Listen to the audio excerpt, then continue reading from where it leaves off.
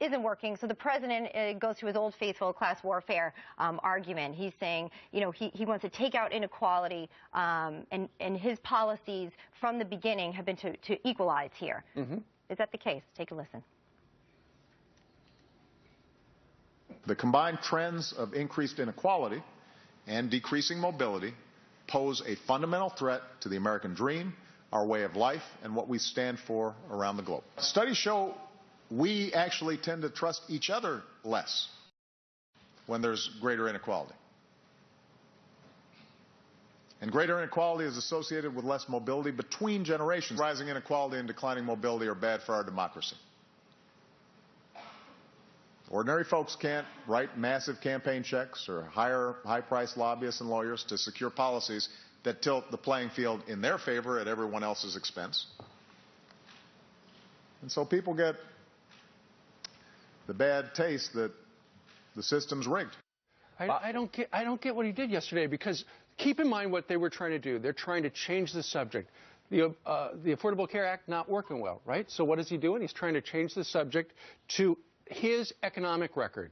But if you look at the record of the president with economics during his 5 years, it's actually gotten worse for people. Under his presidency. Right. Here we go. Look at this. The top 1%, their income rose by 31.4%, right, between 2009 and 2012. Income for everyone else, you know how much that grew? 0.4%. Right. These are just facts here. Sure. Numbers going on. Since 2009, 95% of income gains have gone to the top 1%. So this system that he's talking about, he is the system. Right. I've never in my lifetime saw more people looking at each other's income, people being categorized on this type of level. I never thought this would happen.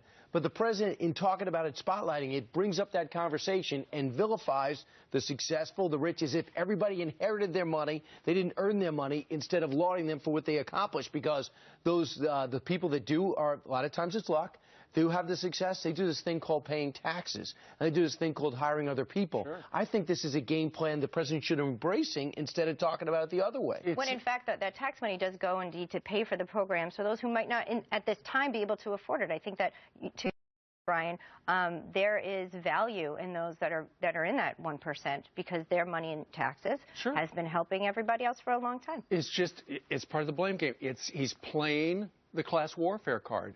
And unfortunately, if he wants to focus in on his economic record, the rich have gotten richer, and more poor people are in the country than there were when he took over. So, you know, that was probably a mistake. Mm-hmm. Maybe they'd like a do-over on what should we talk about yesterday.